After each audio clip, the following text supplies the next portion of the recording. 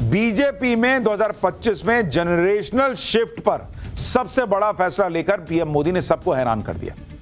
2025 के आखिरी महीने में पीएम मोदी ने 45 साल के नितिन नवीन को बीजेपी का अध्यक्ष बना दिया।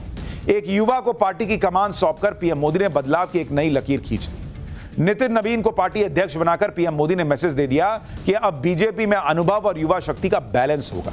साल 2025 में पीएम मोदी ने 16 राज्यों में प्रदेश अध्यक्ष बदल दिए। 4 केंद्र शासित प्रदेशों में भी नए अध्यक्ष की नियुक्ति हुई। बदलावों का यह सिलसिला 2026 में भी जारी रहेगा। अलग अलग मीडिया रिपोर्ट्स में दावा है कि 2026 में पीएम मोदी अपने मंत्रियों की टीम में बड़ा फेरबदल कर सकते हैं और अगर ऐसा हुआ तो कुछ नए और युवा चेहरों की एंट्री पक्की मानी जा रही है। साल 2026 में पीएम मोदी की 5 साल वाली सरकार भी आधा कार्यकाल पूरा कर चुकी होगी। अपने दूसरे टर्म में पीएम मोदी ने सत्ता संभालने के 2 साल बाद यानी 2021 में कैबिनेट में फेरबदल किया था। इसलिए भी माना जा रहा है कि अब तीसरे टर्म में पीएम मोदी फिर से 2 साल पूरा होने के बाद मंत्रियों की टीम में बदलाव कर सकते हैं। एक तरफ राजनीति में धमाके हैं, दूसरी तरफ कूटनीति में मची धूम है। नरेंद्र मोदी ने ग्लोबल डिप्लोमेसी में 2025 में धूम मचा दी और 2026 में भी तहलका मचाने की पूरी तैयारी है। 2026 में भारत ब्रिक्स देशों की अध्यक्षता संभालने जा रहा है और ब्रिक्स देशों का सम्मेलन G20 के आयोजन से भी भव्य होगा। देश के कोने कोने में ब्रिक्स से जुड़े कार्यक्रम होंगे। भारत के 60 शहरों में ब्रिक्स की बैठकें और आयोजन होंगी। BRICS Brazil, Russia, India, China, South Africa का संगठन है जिसे ट्रंप कतई पसंद नहीं करते क्योंकि ट्रंप को लगता है कि यह संगठन अमेरिका और अमेरिकी डॉलर के वर्चस्व को चुनौती दे रहा है। लेकिन ट्रंप कितना ही मुंह फुलाएं, 2026 में जब भारत में ब्रिक्स का सम्मेलन होगा और सब कुछ ठीक रहा तो चीन के राष्ट्रपति शी जिनपिंग भी 2019 के बाद पहली बार भारत आ सकते हैं। भारत में जिनपिंग भी होंगे तो रूस के राष्ट्रपति पुतिन भी हो सकते हैं। पुतिन और जिनपिंग ब्राजील में ब्रिक्स के सम्मेलन में नहीं गए थे, लेकिन भारत में ब्रिक्स का सम्मेलन होगा तो पुतिन और जिनपिंग के आने के बहुत चांस हैं। और एक बार पुतिन, जिनपिंग और मोदी को दुनिया साथ में देख चुकी है तो 2026 में भी ये धमाकेदार तस्वीर आएगी क्या, ये बड़ा सवाल है कि भाई इस वक्त तो जिस तरह से जियोपॉलिटिकल सिचुएशन में स्थितियां बदल रही हैं, कोई नहीं कह सकता क्या होगा। भाई जियोपॉलिटिक्स में सबसे दमदार नेता आज की डेट में नरेंद्र मोदी हैं, जिनके साथ चीन भी कोई जो है दूरी बना के नहीं रखना चाहता। रूस भी गहरी दोस्ती बनाकर रख रहा है। नरेंद्र मोदी ने 2025 में कूटनीति में बड़े धमाके किए और अमेरिका तक को चुनौती दे दी कि भाई हमसे अपने टर्म पे बात मत करो, हम अपने टर्म पे बात करते हैं। 2025 की सबसे चर्चित तस्वीर नरेंद्र मोदी, शी जिनपिंग और पुतिन के मुलाकात की रही। अगस्त सितंबर में नरेंद्र मोदी 7 साल में पहली बार चीन गए, जहां पर उनकी चीन के राष्ट्रपति से आमने सामने की मुलाकात हुई। नरेंद्र मोदी SCO समिट के लिए चीन गए थे, जहां पर पुतिन भी आए। मोदी, शी जिनपिंग और पुतिन की एक साथ तस्वीरें देखकर दुनिया में हड़कंप मच गया। अमेरिका के होश उड़ गए। अमेरिका उस वक्त भारत और रूस की दोस्ती तोड़वाने में जुटा था। भारत पर रूसी तेल को लेकर दबाव डाल रहा था, 50% टैरिफ लगा दिया था। लेकिन मोदी ने बड़ा तगड़ा मैसेज दे दिया बॉस कि भारत झुकने वाला नहीं है, झुकाने वालों में है। आप देखिए कि अगस्त सितंबर में मोदी, शी जिनपिंग, पुतिन मिले। फिर साल के आखिर में दिसंबर में पुतिन के भारत दौरे ने अमेरिका में अलग खलबली मचाई। यानी 2025 में नरेंद्र मोदी ने जियोपॉलिटिक्स में भी भारत की ताकत दिखाई कि हम अपने हिसाब से चलेंगे, हमको डिक्टेट ना करना।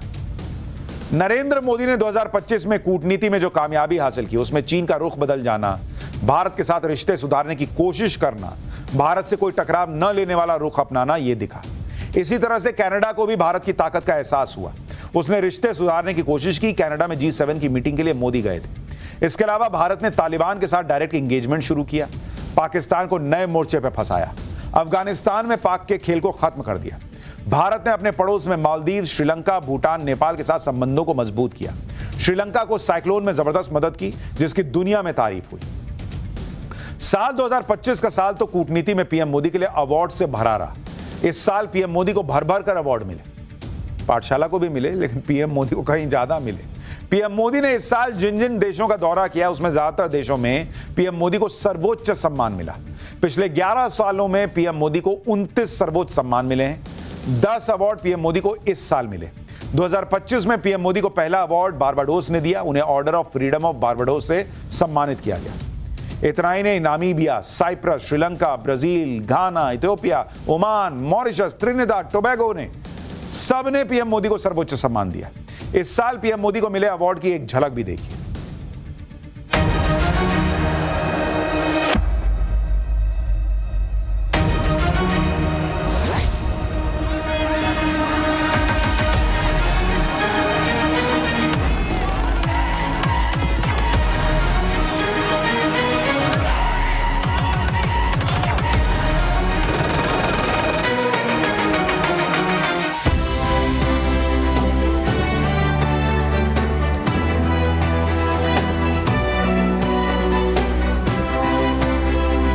2026 में नरेंद्र मोदी जो धमाके करने वाले हैं उनमें यूरोपीय यूनियन के साथ फ्री ट्रेड डील भी शामिल है।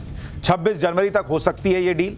गणतंत्र दिवस पर यूरोपियन यूनियन के नेता भारत आने वाले हैं। भारत अब तक 18 फ्री ट्रेड डील कर चुका है, जिसमें हाल ही में ओमान और न्यूजीलैंड जैसे देशों के साथ भी फ्री ट्रेड एग्रीमेंट शामिल है। इसके अलावा अमेरिका के साथ ट्रेड डील पर बातचीत चल रही है। अमेरिका के साथ ट्रेड डील भी 2026 में फाइनल हो सकती है। 2026 में एक बड़ी बात यह भी हो सकती है कि नरेंद्र मोदी और डोनाल्ड ट्रंप की मुलाकात हो जाए, और यह मुलाकात बहुत अरसे से नहीं हुई है, लेकिन दो ऐसे मौके मिलेंगे जहां पर मोदी और ट्रंप आमने सामने टकरा सकते हैं। क्वाड की मीटिंग भारत में होनी है। अगर इसके लिए डोनाल्ड ट्रंप भारत आए तो मोदी ट्रंप का आमना सामना हो सकता है।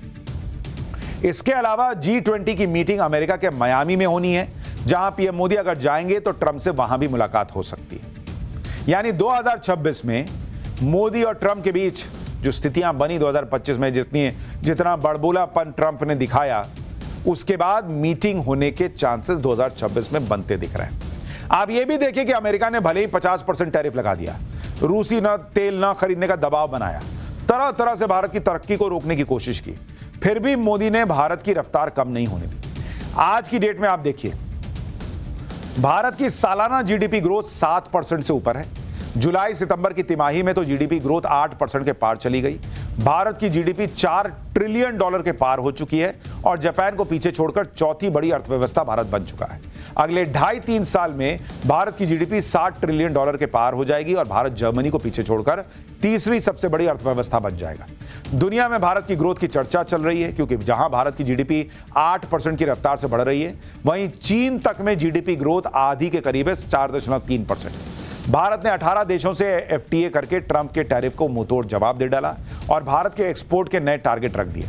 अलग अलग एफटीए की वजह से नवंबर 2024 से नवंबर 2025 के बीच भारत का एक्सपोर्ट 15% बढ़ चुका है। दुनिया में भारत को सबसे भरोसेमंद ट्रेड पार्टनर माना जा रहा है। कितना बड़ा बदलाव आया है वो आप देखिए कि जो भारत पेट्रोलियम प्रोडक्ट्स को लेकर दूसरों पर निर्भर रहता था, वो खुद आज पेट्रोलियम प्रोडक्ट्स के एक्सपोर्ट का बड़ा हब बन गया है। पेट्रोलियम प्रोडक्ट्स की रिफाइनिंग में भारत दुनिया के टॉप 5 देशों में आ गया है और रिफाइंड पेट्रोलियम प्रोडक्ट्स को एक्सपोर्ट करने में दुनिया के टॉप 7 देशों में है। इंजीनियरिंग का सामान भारत से बनकर America, UAE, Germany, UK, Saudi Arab जैसे देशों में एक्सपोर्ट हो रहा है।